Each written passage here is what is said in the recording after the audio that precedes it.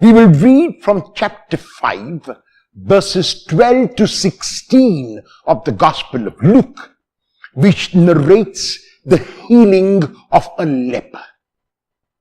One of the many ministries which Jesus was engaged in was the healing of lepers. At the time of Jesus, leprosy was considered a dreaded disease. Leprosy was considered incurable, and leprosy was considered as if a person who had leprosy had been cursed by God. Because of this, lepers were meant to live away from society. Lepers were not allowed to come in contact with regular people. Lepers were treated with disdain.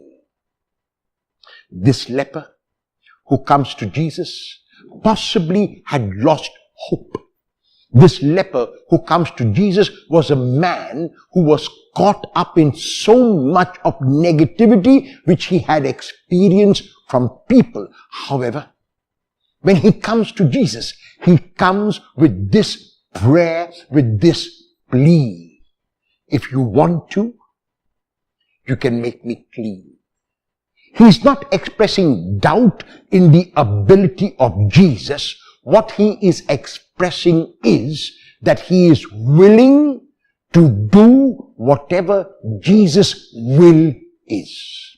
In other words, he doesn't ask something of Jesus. He lets the initiative rest with Jesus. He lets the first point rest with Jesus, and he opens himself to receive whatever Jesus will give. Because Jesus has also come to heal lepers, he reaches out and touches the man. The touch of this leper is a show of his empathy, of his compassion, of his wanting to be one with the person, and also to give a message to the whole of society that they ought not to treat any human being in this way. And Jesus responds in almost similar words to the leper when he says, I want to be healed, and the leper is cleansed immediately. There are times in our lives when we treat people as lepers, when we look at them with prejudiced and stereotypical eyes, when we look at them with disdain, when we look down at them. The gospel text of today is asking us never to ever look at a human being, another person, in this negative way, with disdain, because he or she is brother or sister.